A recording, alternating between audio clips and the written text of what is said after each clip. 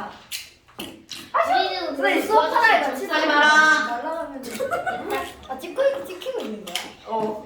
자, 여러분 37페이지 보세요. 이제 거기에 뭐가 나오냐면 농도라고 하는 게 나오죠.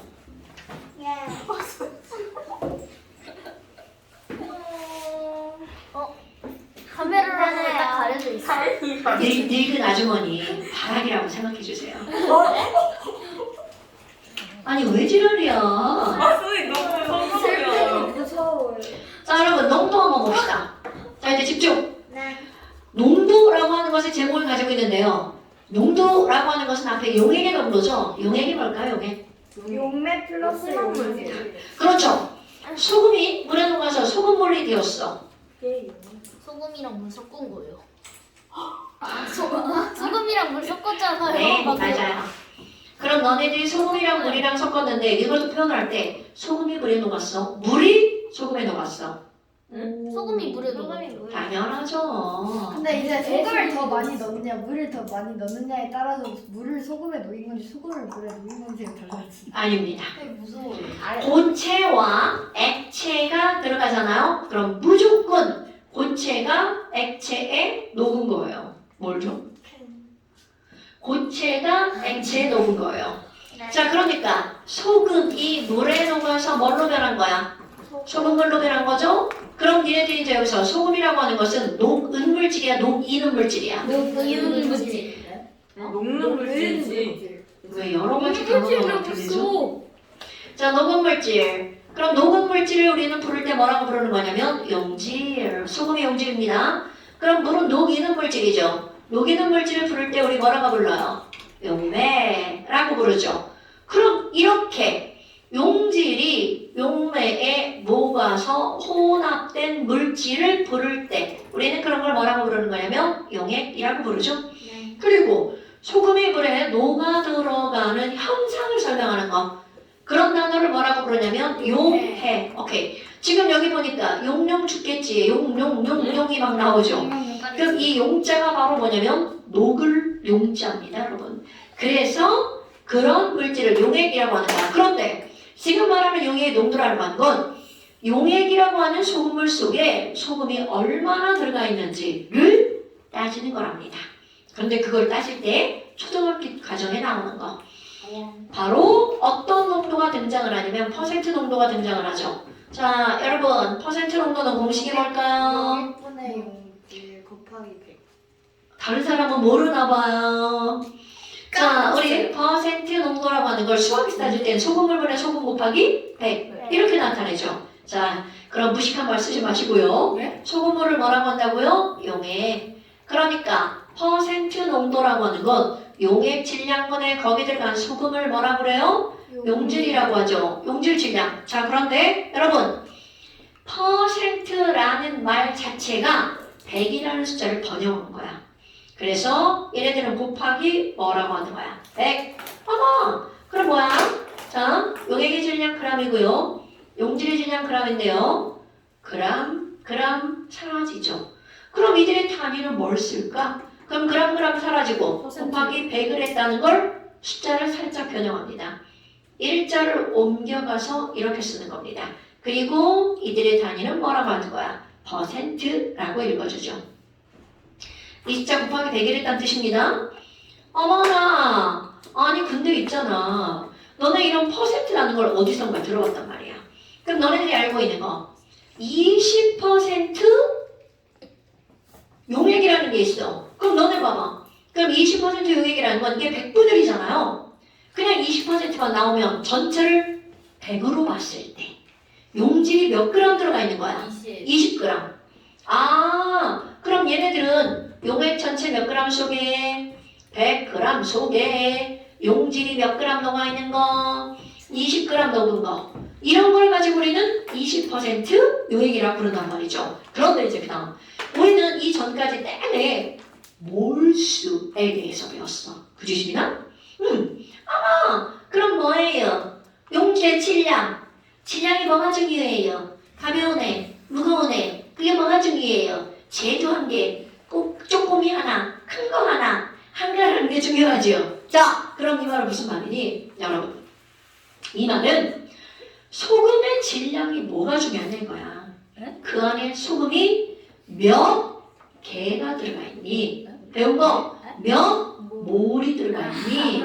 그러니까 결국은 무슨 말이냐면 똑같은 건데 질량을 용질의 뭘로 바꾸는 걸까요? 몰수로 바꾸는 겁니다.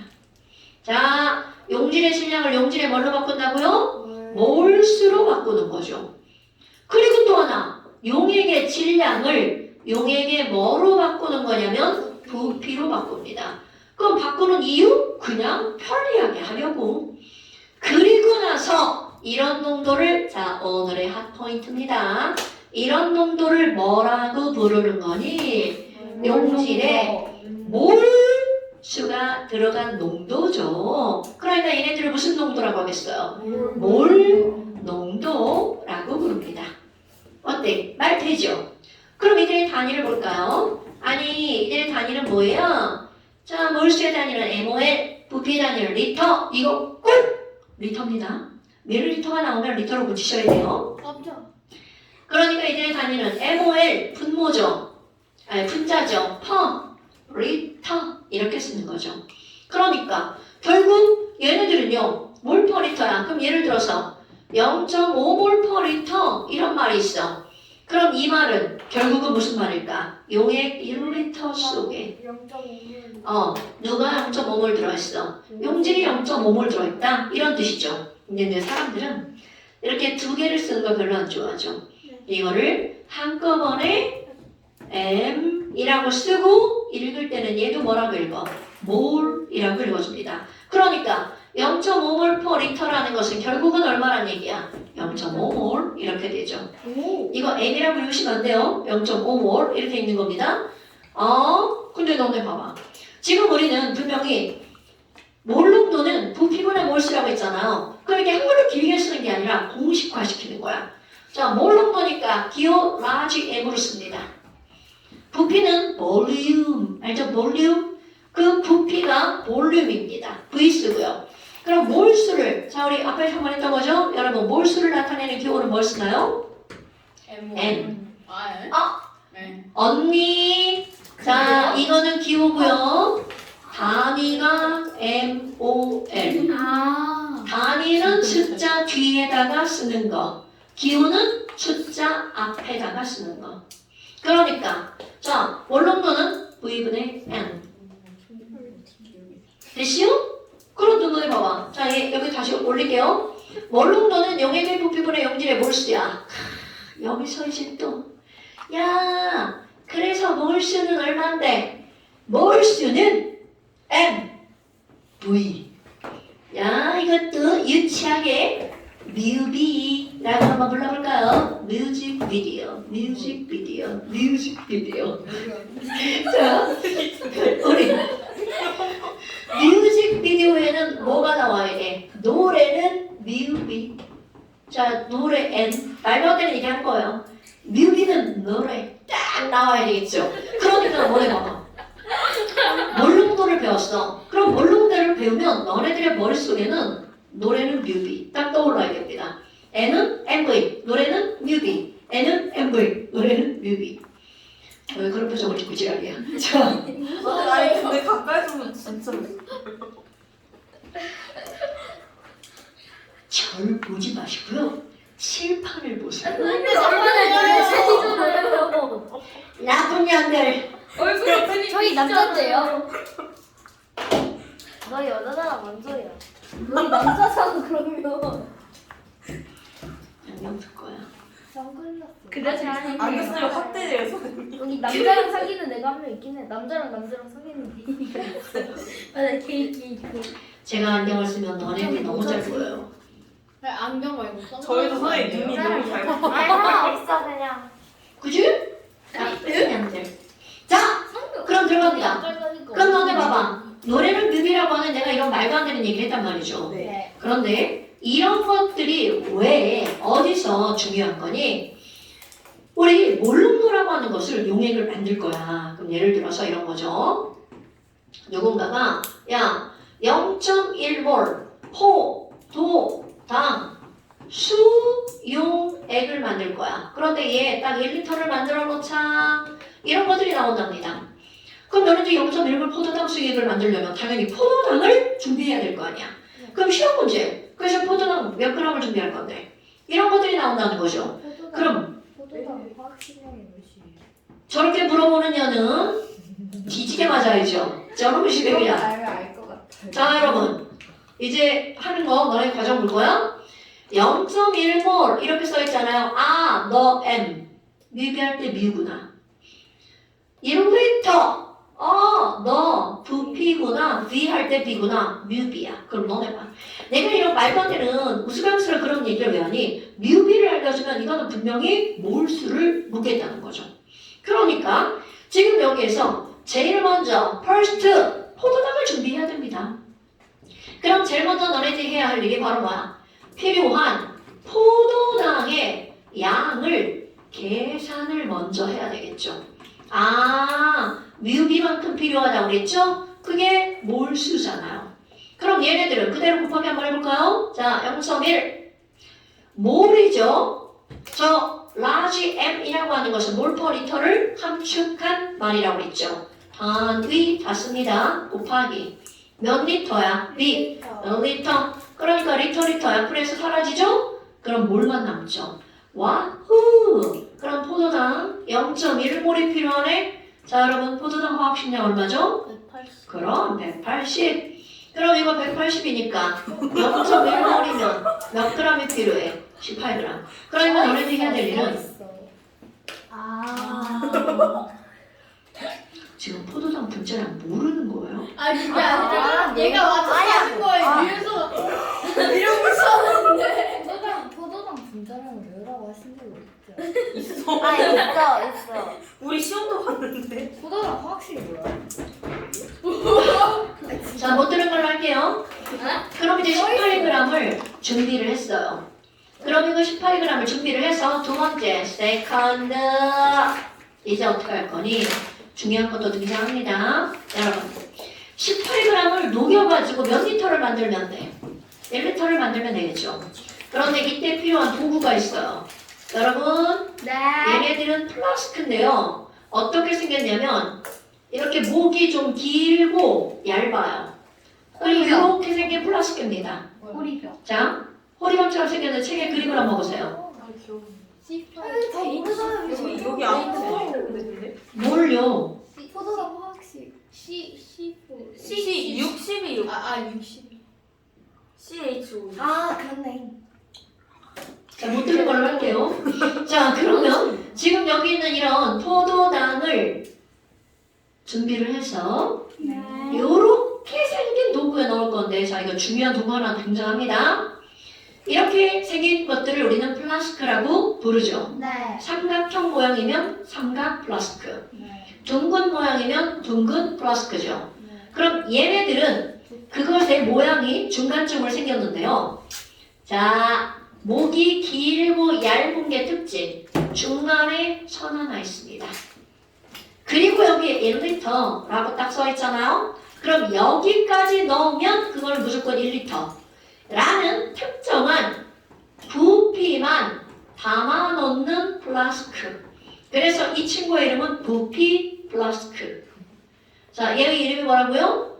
부피 플라스크. 볼류메틱 플라스크. VF. 자, 그렇다면 일단 우리는 최종적으로 여기 포도당 18g을 녹여서 1리터를 만들 거예요. 그런데 문제는 바로 뭐냐면 좀 아까 내가 이 친구는 목이 얇고 길다고 그랬죠. 포도당을 먼저 넣으면 저을 수가 없어요. 그래서 이 친구들은 비커에 물 넣고 포도당 18g 넣고 얘를 먼저 녹입니다. 그럼 이들은요, 먼저 포도당 18g을 어디에 녹이는 거야? 비커에 녹인 후 이것을 어디에다가 넣는 거야? 부피 플라스크에 넣는 겁니다. 오케이? 자, 먼저 포도당 18g을 비커에 녹인 후 이것을 어디에 넣는다고요? 부피 플라스크에 넣는다. 물론 당연히 넣을 때도 목이 좁으니까 깔때기 이용하고요. 자, 그럼 얘네들은요. 비커 물 해봤자 이거 약 한 200ml 정도밖에 안 됩니다. 이건 약이야. 중요하지 않아요. 그럼 얘를 딱 넣으면 어디까지밖에 안 와? 여기까지밖에 안 오죠. 그럼 여기다 물 넣어가지고 또 헹궈. 왜냐면 포도당 거기 양쪽에 묻어있잖아. 헹궈가지고 또 넣어. 헹궈가지고 또 넣어. 그럼 넣으면 깨깨깨 올라가가지고 한 여기쯤 올라오겠죠. 그때부터는 신중해야 돼. 눈높이를 여기다가 이렇게 맞추고요. 자, 여기 눈높이를 딱 술탕으로 맞춰야 돼요. 왜냐면 눈높이가 맞지 않으면 딱 그 선까지 얘를 넣을 수가 없어요. 그래서 자, 서드 맨 마지막으로 하는 건 1리터. 자, 이거 선이죠? 저거를 무슨 선이라고 하는 거냐면 표시선. 자, 십자 빼고 표선이라고도 부릅니다. 1리터 표선까지 뭐를 넣는다? 물을 넣는다. 이게 바로 끝. 자, 그러면 너네 생각을 해봐. 전체 용액은 몇 리터가 된 거야? 1리터가 된 거죠.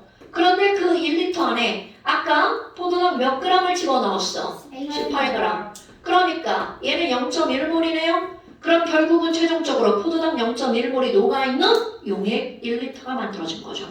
됐습니까? 여기서 제일 중요한 단계 뭐니 해도 이겁니다. 자, 제일 마지막에 1리터를 만드는 거야. 절대로 물 1리터를 준비하는 게 아닙니다, 여러분.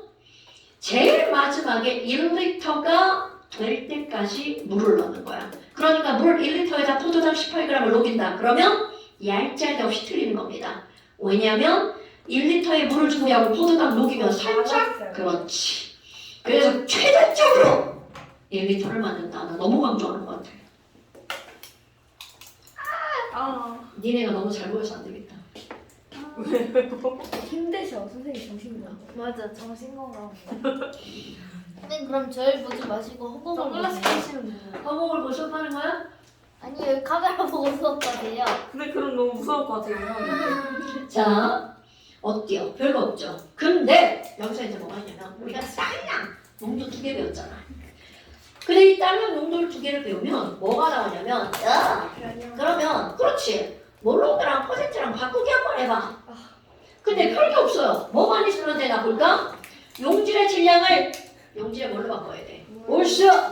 그럼 얘네들은 뭐가 필요해요? 화학식량이 필요하죠. 네. 용액의 질량을 용액에 뭘로 바꿔? 부피로. 그럼 얘네들은 뭐가 필요해? 밀도가 필요하죠. 그럼 이것만 있으면 다 할 수가 있는 거야. 네. 그러니까 어떻게 할 거니? 자, 몰농도를 퍼센트 농도를 몰농도로 환산할 때 퍼센트 농도에는 용질의 질량인데 용질을 몰수로 바꿔야 되겠죠? 그러면 질량을 몰수로 바꾸려면 뭐로 나누기 해야 돼? 식량으로 나누기, 식량분의 퍼센트 몰농도야. 그럼 밀도가 크면 당연히 농도가 진하겠죠. 그러니까 밀도 비례 그리고 숫자 볼게요. 어머나 퍼센트를 곱하기 100인데 여기 있는 몰농도는 리터다. 1리터는 1000ml잖아. 그러면 동그라미 2개, 동그라미 2개 치우니까 10이 남아도네. 그래서 앞에다 10. 그러니까 결국은요. 몰농도와 퍼센트 농도를 바꿀 때는 식량분의 10리터 EX. 예를 들어서 야 씨야 아무 데나 이렇게 팔 번쩍번쩍 들고 죽는다. 자 그러면 추워. 아니 선생님 마이크 좀 올리시면 안 될까요? 목소리가. 왜? 카메라 적혀 있어. 왜 지랄이야? 저랑 공식 있는지도 몰랐어요. 이거요? 그냥 했는데. 그냥 막 하면 어렵죠. 알고 풀면 되게 쉬운데. 괜찮던데요. 그치 하면 다 저게요. 저게 두 번만 계산하면 되잖아. 저거랑 저거랑. 네? 몰라도 돼요. 못 들은 척 하세요. 자, 그렇다면 EX. 여러분, 지금 몇 퍼센트가 있냐면 10%. 36.5% HCl 수용액이 있어. 네. 얘의 몰롱도는 얼마야? 이렇게 물어봅니다. HCl이 뭐예요? 아 주연서요? 나쁜 새끼. 자, 그러면 조금 이따 알려줄게. 영상이야. 아니 그게 아니라 HCl이 물이었어요? 아니 액체였어요? HCl을 수용해. 물에다가 녹인 거. 오. 아, 너 진짜. 죄송합니다. 그죠? 니네가 죄송하죠? 자, 그럼 여러분 36.5% HCl 수용액에 몰롱도를 구하라고 한 거야. 단, 이 수용액의 밀도는 1.1g/ml다. 5.5 그래요? 자, 화학식량은 58.5 HCl인데? 아 그러면 선생님 지금 알려주셨어요. 어머. 네? 자, 화학식량은 36.5죠. 11 되게 쉽죠? 그러니까 그대로 집어넣는 거야. 자, 이제 하는 방법이야. 화학식량 36.5분의 10 곱하기 자, 밀도 얼마라고요? 1.1 곱하기 퍼센트라는 건 이 퍼센트 앞에 숫자를 대입하는 거야. 그러니까 얼마? 36.5. 굳이 이렇게 36.5%라고 쓴 이유입니다. 계산 쉬우라고. 그러니까 얘네들은 짠 약분돼 사라지죠. 그러니까 와우 11몰이네. 상당히 큰 숫자입니다. 여러분 너네 몰롱도는요 그 숫자가 0.1, 0.0 이따위로 나옵니다. 퍼센트 농도는 숫자가 10, 20 뭐 이런 식으로 나오잖아요. 그런데 몰롱도는 숫자가 0점대로 나옵니다. 됐어요? 그러니까 1몰만 넘어가도 사실은 그거는 굉장히 진한 거야. 그러니까 이거는 진한 염산이라는 얘기죠. 됐슈? 가면 쓰시면 자. 돼요. 이렇게. 이쪽? 네, 가면 쓰지. 보지 마. 맞아. 그러니까 이쪽으로 약간 이렇게 한다? 자, 미안해. 못해서. 그러면 이제 그 다음. 너네들이 문제 풀 때 엄청 중요한 거. 여러분. 지금 여기 설탕물이 있어. 그럼 이 설탕물에다가 누군가가 물 추가를 할 거야. 그럼 분명히 농도는 어떻게 될까요? 늘어나요. 줄어들어요. 다시. 자, 여러분. 어떤 농액에다가 물을 집어넣었어. 그럼 물이 많아지면서 농도는 묽어지겠죠. 네.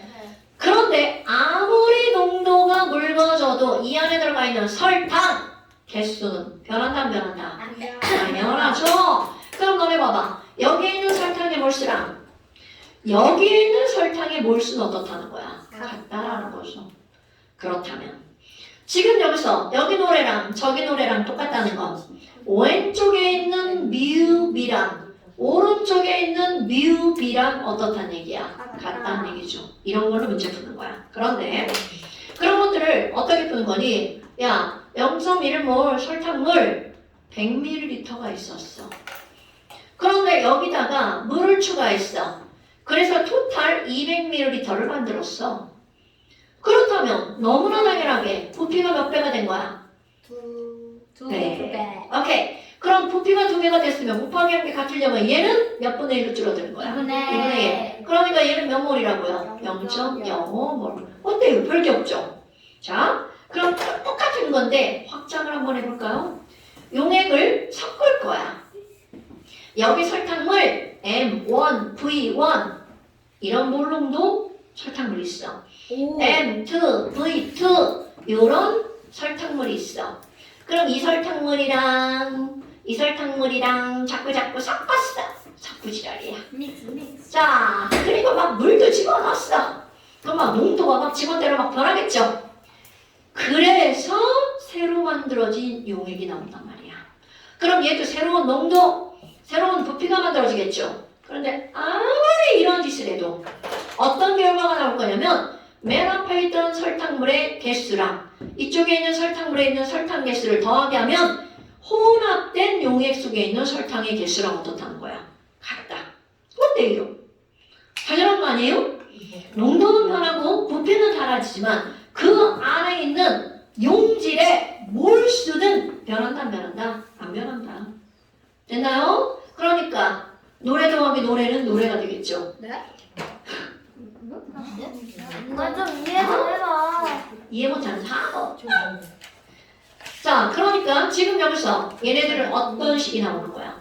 맨 처음에 M1V1 더하기 M2V2는 새로 만들어진 용액의 뭐랑 똑같다고요? MV랑 똑같다고요. 중요한 포인트는 바로 뭐라고요?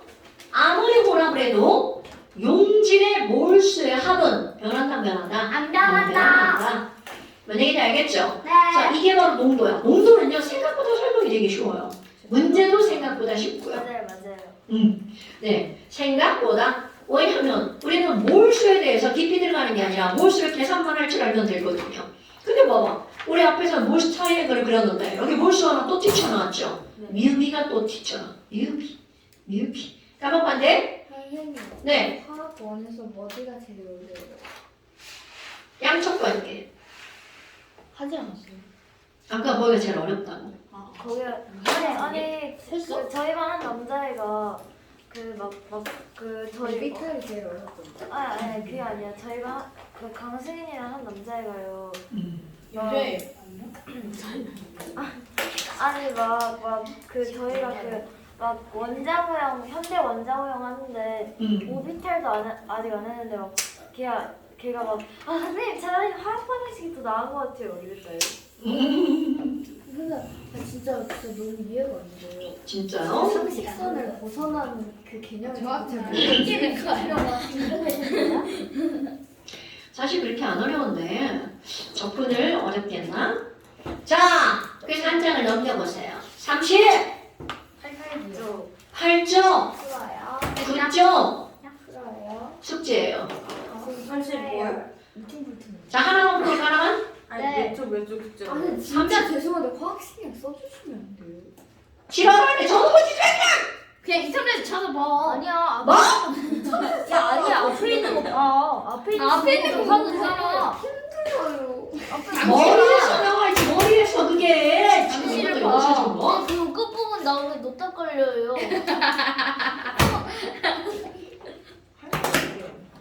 진짜 황산 화학식량. 자, 저 알아요. S 없어요. S 없어요. H2SO4야. 왜 H2SO4예요? H를 더해야지 산이니까. 산이 수소랑 반응한 거잖아. H2SO4라고요? 네가 아까 S4라고 했으면서 왜? 이온이야 그거. 자, S 풀어주세요. S S 풀어주세요. 원자량이 몇이에요? 니네 진짜. S가 몇 번이에요? 그럼 결국 똑같은 거야? S 원자량 32. 오 그래요? 우와. 32 더하기 어렵다. 2는 34 더하기 64. 쟤 뭐죠, 네? 자, 황산 분자량 98. 아 오케이. 자, 여러분 39쪽 보세요. 39쪽 보세요. 39쪽 보세요. 왜 보통 문제는 화학식량을 주지 않아요? 예, 13번 봐봤고. 쌤이 다 지운 거야. 13번이가 비슷하잖아. 자, 15번 보세요. 오케이. 무서운데? 미니올시 39페이지 15번 보세요. 아씨. 자, 그림은 문제 읽어야 돼. 여러분, 문제는 읽으면 안 돼. 0.1몰짜리 수산화나트륨 수맥을 만들 거래. 그런데 부피 플라스크가 몇 밀리리터짜리인 거 보세요. 500ml. 그러면 NaOH 위에다 쓰세요. NaOH 위에다 0.1몰. 그러니까 지금 뮤 B가 숫자가 딱 나오죠.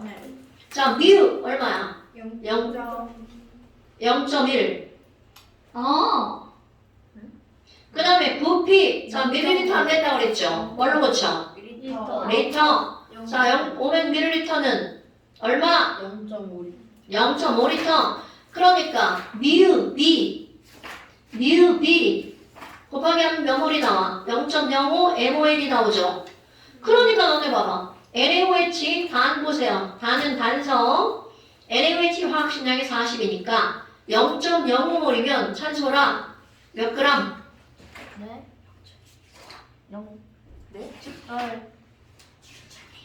네? 자, NaOH 화학식량이 40이죠. 아, 그러면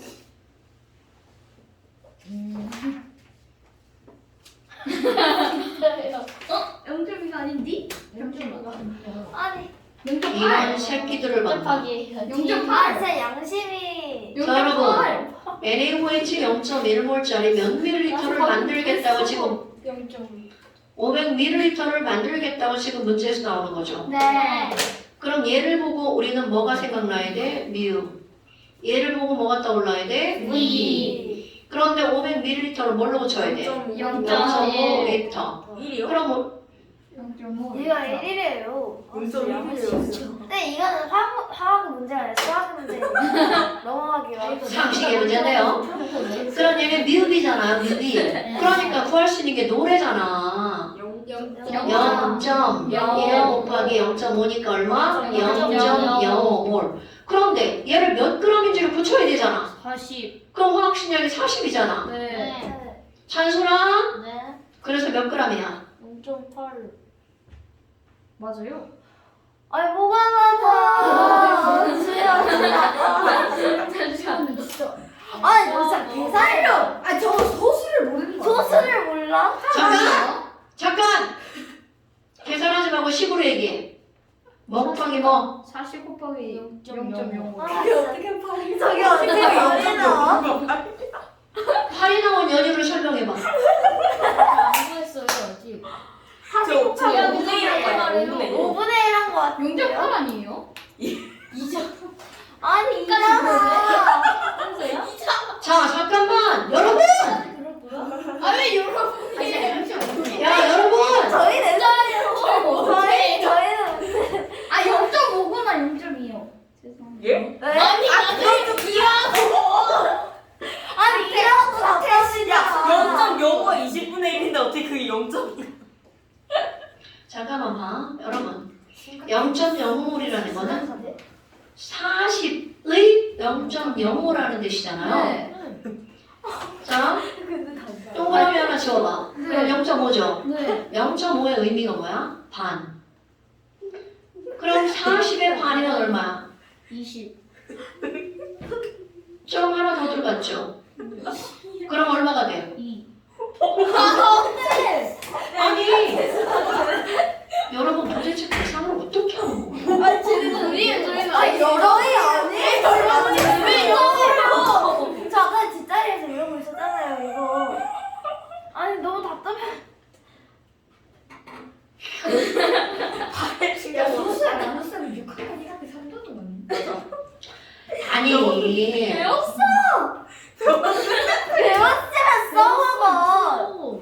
너 중1한 다음에 중1까지 했잖아. 야, 이거 얘기해. 산수를 못하면 아무도 못한다고 이거 죽대. 자, 그래서 0.05몰 몇 g이 필요한 거야? 2g. 그러니까 거기 그림 봐봐. 맨 처음에 얘가 약포지에다가 NaOH 몇 g을 준비해야 된다는 거야. 그러니까 X는 2g. 그럼 기억번 용기 가는 부피 플라스크다. 디귿번 0.1몰 NaOH 500ml에 포함된 NaOH는 0.05몰이다. 아니요. 쟤는 뭔 소리야? 죄송해요. 죄송해요. 나 지금 쟤네 때문에 저까지 이상했었잖아. 자, 0.05몰이다 맞는 말이죠. 오케이. 뭐야? 그러니까 봐봐. 우리가 물을 때 어디에서는 뭘로 먹고 어디에서는 진력. 야! 이상 안 했대요. 내가 계속 그렇게 말해. 제가 말했는데 계산해보니까 이상해요 답이. 그러면 네가 했어야지. 네가 체크 했는데 이거 계속 헷갈리게. 아니 이상한 산수를 못하면 써서 해. 근데 진짜 여러분 아니 썼어. 자기가 틀렸는데 막 틀린 답을 계속 말하면 안 되는 거 아시죠? 아니 다른 사람이 나와 다른 답을 말하잖아? 한번 띵킹을 하셔야지. 아무도 안 말하는데. 아니 왜냐면 나 뒤에서 이렇게 손을 이러고 있었어. 네, 우리가 아까 2라고까지 건져줬는데 그냥 눈치 없는 걸로 치고 넘어갔어요. 계속 일하고 있는데 뒤에서. 자, 그래서 거기 숙제 38쪽과 39쪽 숙제. 계산 실수 때문에 틀린 거 같고. 야! 수산화트를 화학식량이 뭐예요? 지금 했잖아 이년아 40이라고. 40. 아 진짜 왜 저래? 이건 정보 문제가 있는 거 아, 같아. 근데 얘네들 야야 빼고 근데 있어. 근데 아 얘네들 뭐라고? 얘네들 빼고 문제 있어. 자, 포도당이 전혀 네 숙제를 하라니까 지금 문제를 풀고 지랄이네. 얼마나 틀려? NEC 58점 58점. 지금 풀어요? 지금 풀어요? 자, 뭐라고? 쟤네 왜 지금 풀어요? 그러게 난 숙제를 했는데 지금 푸냐? 탄산나트륨 화학 쪽 아니에요? 네가 앞을 봐. 싫어. 자, 39페이지랑 어디 숙제라고요? 38페이지. 지금 다 끝나. 이거 앞에 왜 팔? 그림 북녀? 네. 그 다음에 잠깐 시험 펴보세요. 네. 근데 오늘 시험 어떻게? EBS 풀어요? 오늘 EBS 푸냐고요? 시험 봐요 저희 좀. 아니요. 되게 그 시험 안 봐요? 그러니까 우리 시험 시험 쳐요? 그 시험 안 본지 너무 오래됐어요. 다음 시간에 시험 볼 이거다. 이거 시험이면 안 돼. 오늘 아니, 시험을 왜 안 좋을 봤냐면 게 없어. 그럼 너네 거기 양적 관계에서는 화학 반응식 한 개 받는 걸 그거밖에 없잖아요. 거기는 문제 푸는 게 중요한 거야. 보고 싶니? 뭐라고 지랄했어 여기? 아니 그럼 나 그러면 네가 미술한테 그렇게 말했다고 현준이한테 말한다. 아 괜찮아 현준이 내 편이야. 아 그러네. 논란 생기면 네, 내 저희 진짜 반 이름 뭐예요? 히스스 케미스트리 유빈이요. 좋다니까요. 아 진짜. 혜율이네. 현준이 내 어때요? 아 현준 하트. 남자애들 나온 거. 남자애들. 이상한 남자애들. 아 남자애들 우리 넷이야. 됐지? 아무 말도 안 했어. 남자 화장실에 여자 화장실 바뀌었어? 없어. 우리 여자 화장실 들어가면 처음 알았어. 요즘 남자랑 여자 태세 바뀌었냐? 나 왜 모르지? 김밥반. 여기서 다 풀고 채점 받고 가. 지금 풀어도 돼요? 안 무슨 돼. 때만이라면 저 안 돼? 풀었네? 아니 제발. 쟤는 좀 지금 당신이 나도 이유가 이거 나도 이상해. 두바이 갈게. 똑같이 해줄게. 내거 왜 나랑 이미 갔다 왔어. 나 눌러보고 싶긴 해. A 칸 나왔다고? 나. 서방가 이거 할래? 이거 식재료구나. 아니 서방가 이거 이거 지금 뭐지? 나네 무비. 나 뭐낼 거야 미리 얘기하고 하는 거야. 얘들아. 나는 보자기. 아니 나 그다음에 이제 네. 니네들 4시 양형을 다니는 거야?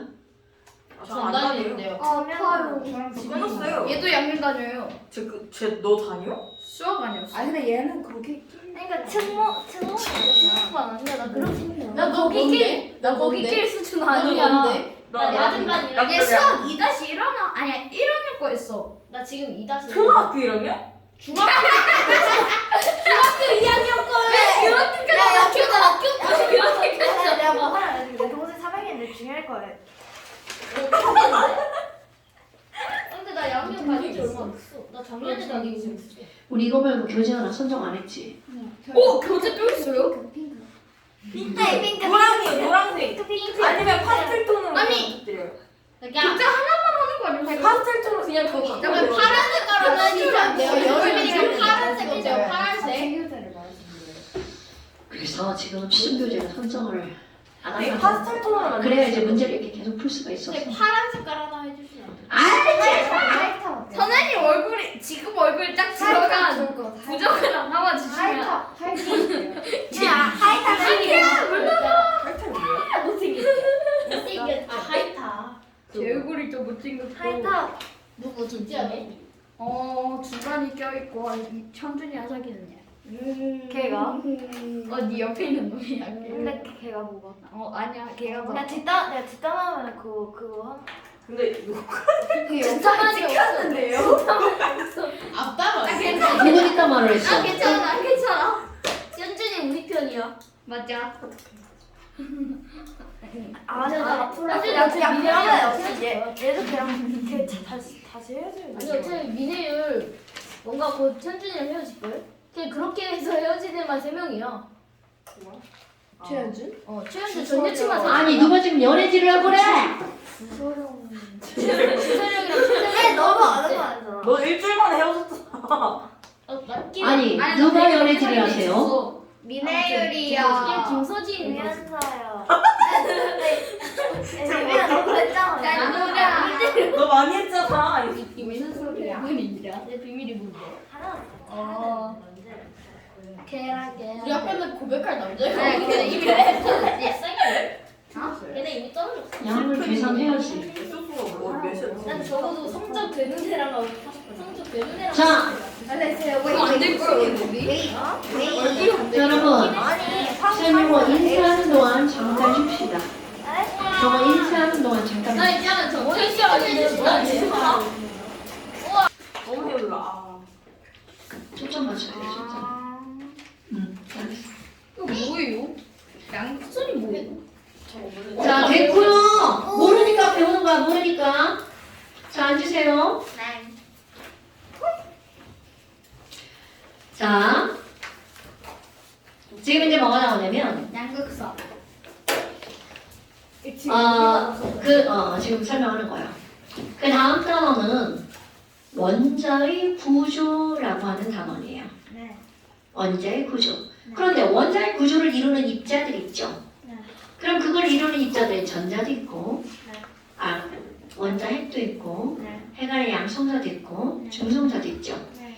그러면 지금 여기서 다루는 것들은 어떤 거냐면 그런 것들을 발견한 실험에 대해서 배웁니다. 이거 그럼 제 필요 없어요?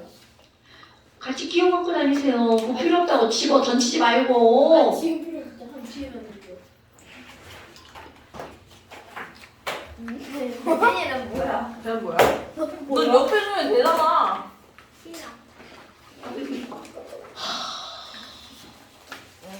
내가 내 정상적이에요. 여기도 정말 너도 저. 자, 너 소수의국사라고 했잖아.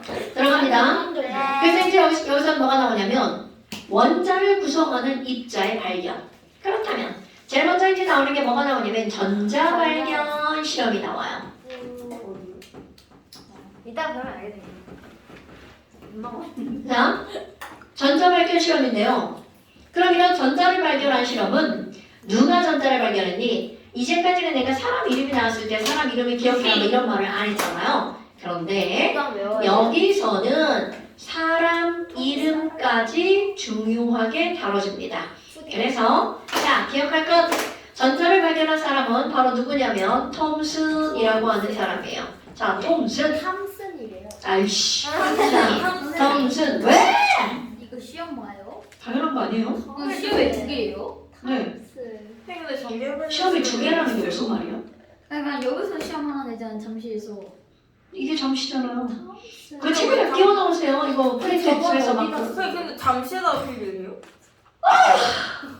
아니 잠시를 대기를 하면은 잠시를 하는 그 의미가 없지 않아요? 의미가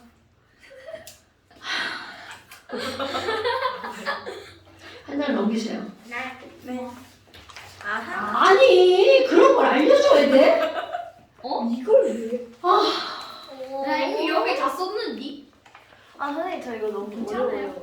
여기에다 쓰라고 이거나 한쪽은 프린트가 돼 있고 한쪽은 안 돼 있으니까. 일부러 다시 해보세요. 네, 필기하라고. 저 실성입니다.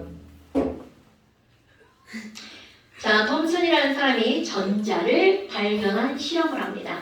그런데 자, 여기서는 실험 이름까지 기억할 겁니다. 여러분, 전자는 무슨 전기를 띠죠? 그렇지. 그래서 전자를 발견한 실험을 우리는 톰슨의 무슨 실험이라고 하는 거냐면 음극선 실험이라고 부릅니다. 자, 음극선이라고 하는 게 나오잖아. 이 음극선이 전자가 지나간 흔적이에요. 자, 톰슨의 무슨 실험이라고요? 음극선 실험이라고요. 그런데 이 사람은 어떤 실험을 했냐면 길다란 유리관에다가 아무것도 넣지 않습니다. 그럼 아무것도 넣지 않으면 이게 바로 무슨 상태라는 거야? 진공 상태. 진공 상태. 그리고 나서 여기에 뭐를 연결하냐면 뿔 이렇게 전원 장치를 연결해요. 근데 이런 전원 장치가 너네 쓰는 건전지 1.5V 대령이냐면 아니고요. 500V 이상의 고압을 걸어버립니다. 자, 그럼 여러분 500V라고 하는 고압이라고 하는 말이 무슨 말이냐면 도선의 한 단면을 같은 시간 동안에 지나가는 전자의 개수가 매우 많다는 뜻이야. 그러니까 우리는 500V에 닿으면 감전돼서 죽습니다. 그런데 그 정도 이렇게 500V라고 안 쓰고 이렇게 나오죠. 그냥 고압. 500V라고 나오던데. 그래요? 네. 네, 그래요. 고압선을 연결합니다. 그리고 스위치를 꾹 눌러요. 저 사람 안 죽었어요? 스위치를 꾹 누르면 마이너스 극에서 전자가 퐁 튕겨져 나옵니다. 지금은 이렇게 마이너스 극에서 전자가 튕겨져 나온다는 사실을 알지만 그때는 몰랐죠. 그럼 이런 실험을 해서 스위치를 꾹 눌렀더니 여기까지는 우리가 이제 상상을 하는 거잖아. 그랬더니 이 진공 상태에서 전자가 확 방출될 거 아니야? 그럼 여러분 전자가 겁나 많이 지나가면 전자 때문에 전기 에너지가 생기죠. 그럼 하늘에서 막 번개가 막 치는 게 전기라는 거 알아 몰라? 알아요. 그럼요.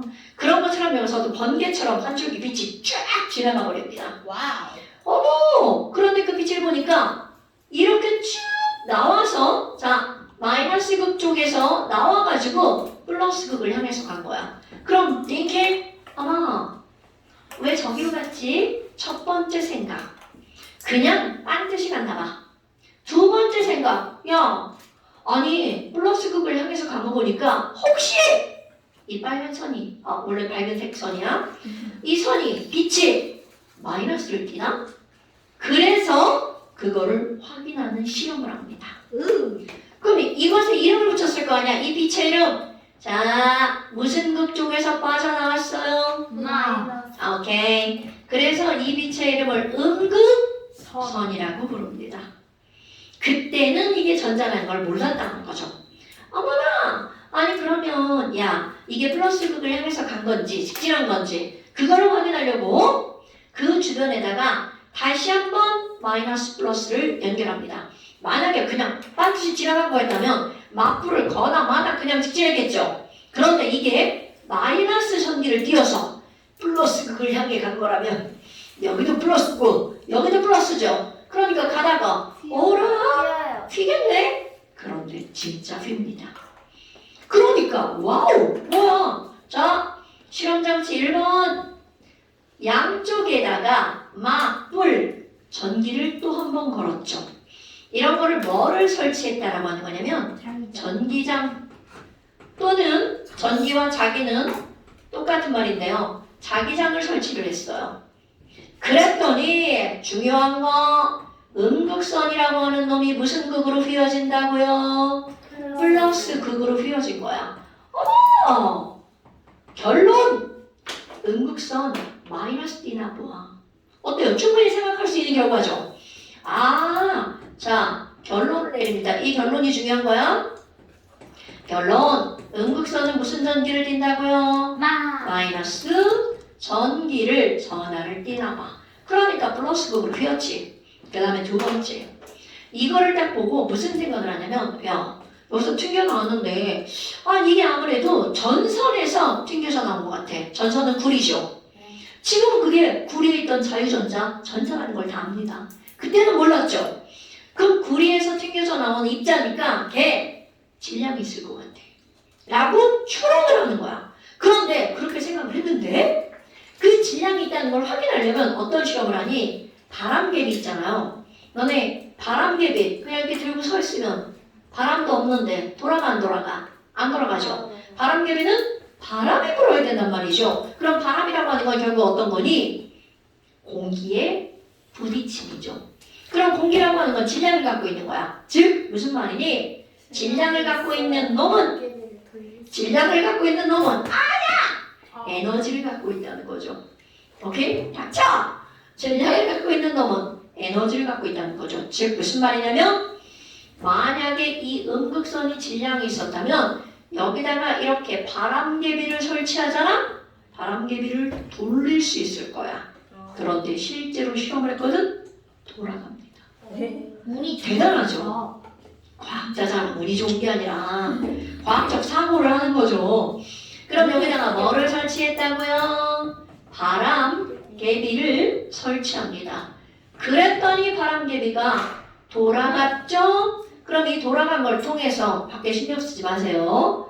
돌아간 걸 통해서 음극선은 뭐를 가지고 있구나? 질량을 지니고 있구나 라는 사실을 알아냈죠. 그리고 또 이번에는 여기다가 이걸 다 치워요. 다 치우고 나서 뭐를 설치를 하냐면 아니 근데 얘를 보니까 뿔말을 치우잖아? 내가 딴 짓을 하는 것 같아. 직진.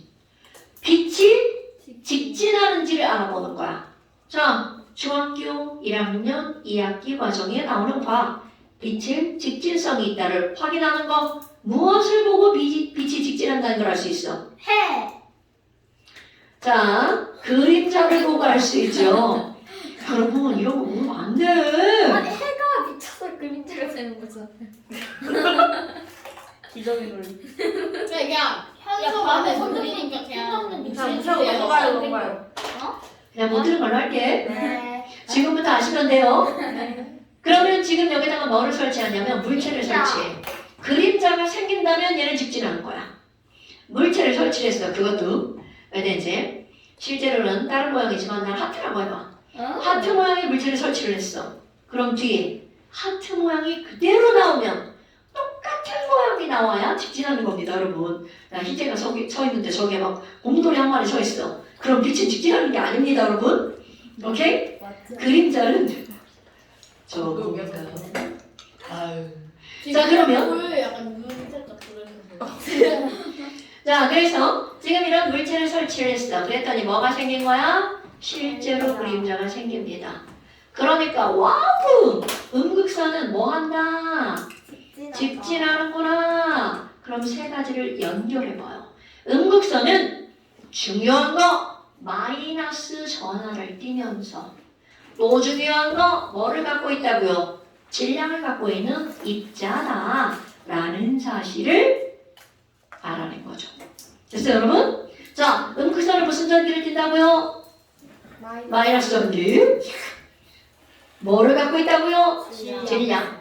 아이고 직진한다면 뭐 빛은 다 직진하죠. 자, 그렇다면 여러분 이거를 통해서 우리는 뭐를 발견했다고요? 전자. 그렇지. 그러니까 나중에 한 사실이야. 음극선이 꼴 바로 뭐라고요? 전자라고요. 됐나요, 여러분? 아, 톰슨이 알아낸 게 아니에요? 네, 전자라는 말은 나중에 붙었어요. 때리게 있었어요. 그럼 톰슨은 마이너스 전기를 띠는 입자가 있다 정도까지. 당연하죠. 전기장치 있었지. 저기 자, 그래서 여러분 톰슨이 뭐를 그러니까 마이너스 전하를 띤 입자를 알아냈죠. 그럼 너네 봐봐. 톰슨이 이런 걸 알아내기 전에는 원자가 어떻게 생겼니? 원자는 동그래. 끝! 이게 끝이야. 맞아요. 그럼 이게 누가 얘기한 거냐면 볼턴이라는 사람이 얘기한 거야. 1803년에. 엄청 오래됐죠? 그런데 그 이후 이런 게 중요한 거야. 톰슨이라는 사람이 연도는 안 외워도 돼요. 1897년에 그 뒤사람. 뭐를 발견했다고요? 푸딩. 전자를 발견했다고요. 그래서 여러분 이 전자를 발견하고 여기다가 원자 모형을 그립니다. 중요. 전자가 이때. 그러면 원자라고 하는 거는 중성이라는 건 누구나 다 알아요. 그럼 마이너스만 그려놓으면 안 되겠죠. 그러니까 플러스도 그려 넣죠. 이게 바로 1800년대 후반의 톰슨의 원자 모형입니다. 그런데 거기다가 우리는 지금 전자가 빙글빙글 돌고 있는 거 알죠? 네. 그런데 그때는 그런 거 따위 없어. 그냥 원자에 박혀있네. 이렇게 알고 있었던 거야. 어머! 그럼 뭐야? 마치 빵에 건포도가 송 네? 들어가 있는 것 같은데? 그래서 이런 모형을 내가 붙인 거 아닙니다. 건포도가 박힌 빵 같아. 푸딩 같아. 건포도 푸딩 모형이라고 네? 얘를 이름을 붙였어요. 내가 한 거 아닙니다. 내가 장균 센스가 아니 진짜 책 찾아봐. 근데 이거 중학교 과정에도 나오지 않나? 저 누가 붙였는지는 안 나올걸? 왜 그러세요? 아니 그 톰슨이 나오게가. 영국 사람인데 영국에서는 푸딩이랑 맞아요. 머핀이랑 머핀이랑 똑같은 거여가지고 아니 근데 푸딩이랑 머핀이 똑같아? 어떻게 저 아이 진짜 아이요. 여러분 어떤 내용의 핵심을 자꾸 벗어나길 필요가 없는 거야. 어떻게 저희 건포도에 큰 거 들어보이지? 그 사람은 그냥 그렇게 생각한 거죠. 초코칩이랑 안 됐나? 그러니까 사람마다 생각하는 게 다른데. 당연하죠. 화이트 자, 그 다음에 두 번째. 여기 이제 또 할 거야, 이렇게. 그럼 이런 모형을 톰슨 이렇게 얘기했잖아. 그랬더니 톰슨의 제자인 러더퍼드가 제자가 징계하다가 하는데 아유. 알고 보면 틀렸다는. 우리 스승님 너무 멋지다. 이런 걸 알아내다니. 근데 틀렸는데. 그럼 내가 실험을 해가지고 우리 스승님이 말한 저 모형이 맞다는 걸 나도 증명할 거야. 틀렸다고 라고 해서 새로운 실험을 하는데요, 여러분. 그 새로운 실험이 이걸 틀렸다가 아니에요.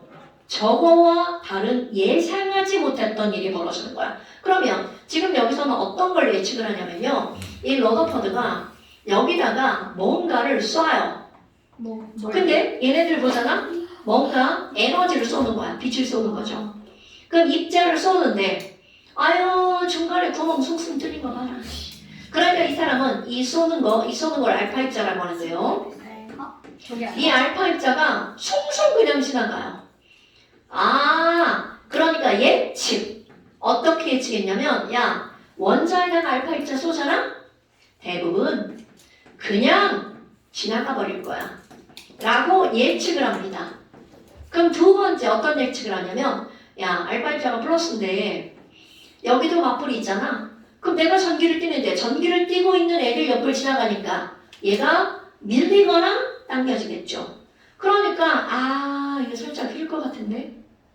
그러니까 일부가 어떻게 될 거라고 예측하는 거야. 휠 거야. 라고 예측을 합니다. 이거는 예측이야. 왜냐면 모든 실험을 할 때는 이 실험이 어떻게 될 것인지를 예측을 하고 실험을 하거든요. 아하! 그럼 이런 실험을 누가 했다고요? 러더퍼드. 그러면 이거는 뭐를 발견했다고요? 원자 핵을 발견한 겁니다. 양성자 아니고 뭐를 발견했다고요? 원자 핵을 발견한 실험입니다. 그러면 이런 실험을 뭐라고 부르냐면 아까 어떤 입자를 썼어? 알파 입자. 오케이. 그래서 이런 실험의 이름을 알파 입자 산란 실험. 아기 낳기 아닙니다. 안낳기 아닙니다. 산란 실험. 산란이 무슨 뜻이야? 막 퍼트려진다는 거죠. 알파 입자가 튕겨서 나가는 거 그런 것들이야. 그런데 너네 봐. common sense. 알파 입자가 뭔지 알아야 되죠.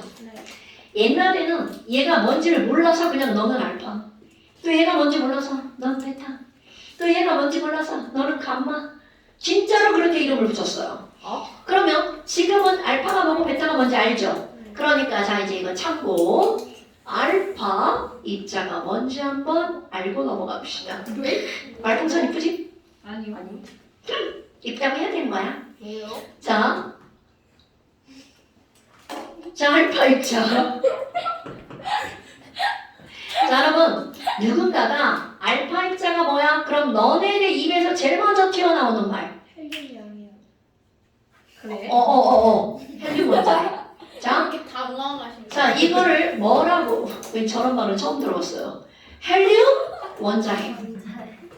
자 알파 입자의 이름이 뭐라고요? 헬륨 원자핵. 맞는 말이에요. 그럼 헬륨의 원자핵이라고 하는 건 헬륨은 원자 번호 몇 번? 1번. 2번.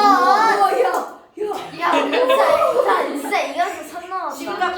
그걸 잘했어요. 자 못 들은 척 할게요. 자 헬륨 원자핵은 헬륨을 원자 번호 2번이니까 양성자 몇 개 들어가 있어? 2개. 그리고 중성자도 몇 개가 들어가 있어? 2개. 그러니까 너네가 이제 입으로 튕겨져 나오는 건 헬륨 원자핵이요. 헬륨 양이온이요. 이렇게 얘기했잖아?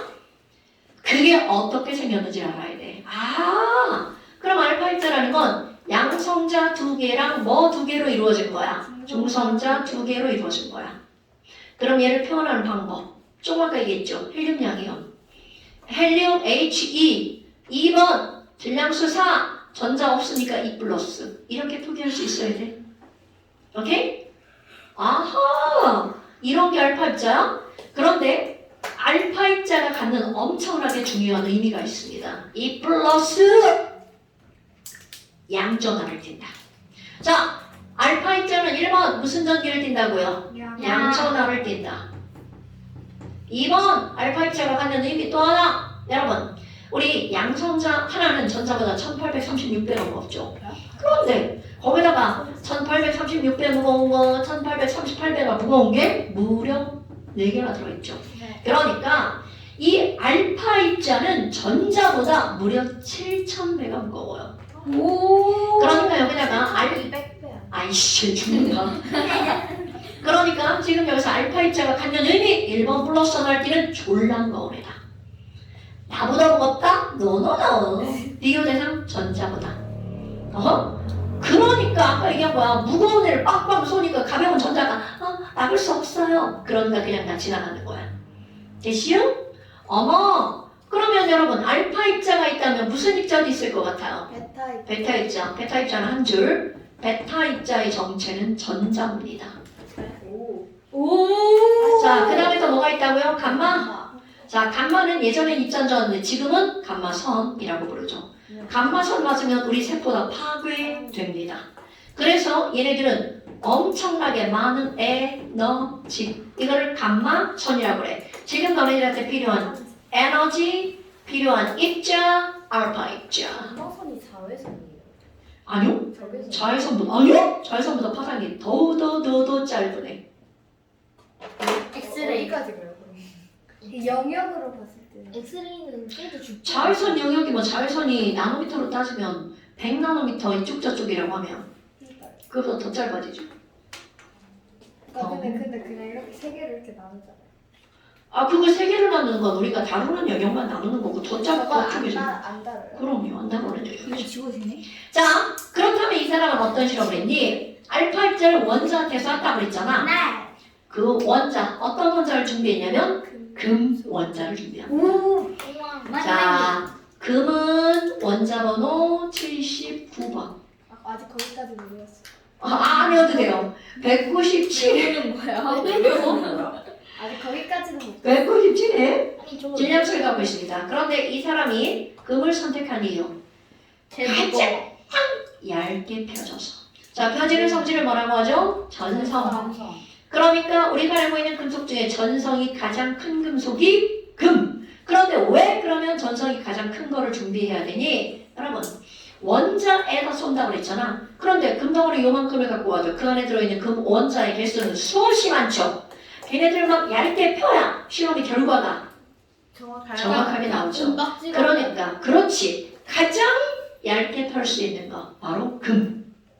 그래서 가정이 들어갑니다. 가정이라는 말 뭔지 알죠? 가정.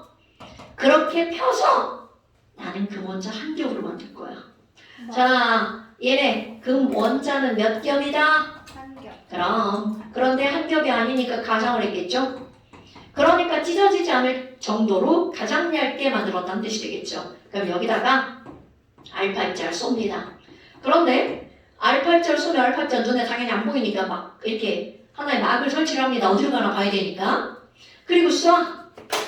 그럼 여기에 상상, 뇌의 상상. 원자 상상하는 거야. 원자 이렇게 있겠지? 자, 상상한 겁니다. 진짜 되게 크네요. 자, 상상한 겁니다. 그리고 알파 입자를 쏴요. 자, 이 사람이 이렇게 말합니다. 알파 입자 2만 개를 쐈어. 그랬더니 19,999개가 지나가던데? 하나 휘던데? 이 실험 결과가 예측한 그대로 나옵니다. 그러니까 여기다 쓸 거야. 1번 실험 결과 첫 번째. 와우, 예측한 그대로야. 대부분의 알파 입자가 그냥 어떻게 한다고요? 통과했어. 정과. 두 번째 예측.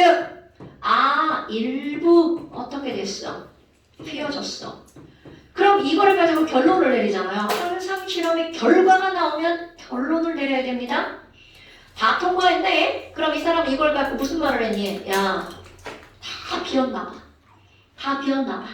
그러니까 이걸 가지고 내리는 거. 원자 내부는 대부분 무슨 공간이다? 공간. 그렇지. 에이, 뭐야 이거. 원자 내부는 대부분 빈 공간이다.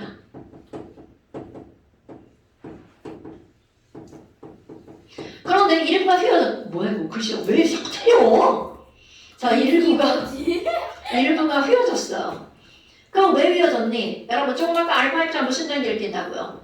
플러스 전기를 띈다고요. 그럼 이 사람 해석한 거 막 달려가고 있는데 쐈으니까 누가 막 날 민 거야. 이렇게 된 거죠. 그러니까 얘를 밀었다는 건 원자 내부에 얘를 밀만한 놈, 같은 전기를 띤 놈이 있어. 자, 휘어진 이유를 어떻게 해석했다고요? 원자 내부에는 알파 입자와 같은 전기를 띤 놈이 있어. 그러니까 원자 내부에는 무슨 전기를 띤 놈이 있어? 플러스 전하를 띤 입자가 있다. 한자어야? 있을 유자? 그럼 여기까지는 예측한 그대로야. 그런데 그 다음 생뚱맞은 거 바로 뭐냐면 아까 내가 이거 찢어지지 않을 정도로 얇게 만들었다고 했죠. 네. 그렇게 얇은 거 상상하는 거야. 여기다 이렇게 문에다가 종이를 신문지를 쫙 다 붙여. 나 알파 입자. 자, 종이를 향해서 달려가. 그러면 당연히 예측 알파 입자 찍고 지나가겠죠. 그게 예측하는 거야. 그런데 얘가 신문지 맞고 튕겨나온 거야. 그러니까 상상했어 못했어? 했어요. 못했다니까. 선생님이 자. 튀어나가셨을 것 같아요. 여기 신문지. 이렇게 저만 된다고. 랩을 씌우면 돼요. 얘 혼자만 했을 줄 알았어. 땅! 팡! 튕겨나온 거야. 와우! 전자보다 무려 7,000배가 무거운 알파 입자가 부딪혀서 튕겨나온 거야. 7,000개가 있던 거죠. 그러니까 몰랐으니까 지금 헐! 이랬다잖아. 아니 근데 그거 7,000개가 있으면 뭐예요? 튕겨낼 수 있지 않을까요? 아까 내가 안 보이니까 여기다 뭐 설치한다고 했어. 막 설치해서 스크린. 그 스크린에 땡땡땡땡땡 이렇게 모인다고 이렇게 그게 뭐예요? 그게 보이게 처리를 하는 거야. 비싸겠다. 여러분 제발 엉뚱한 거에 관심을 갖지 마세요. 자 그렇다면 여기에 이거는 세 번째 얘가 핵심 포인트죠. 알파 입자의 일부만 어떻게 했다고요?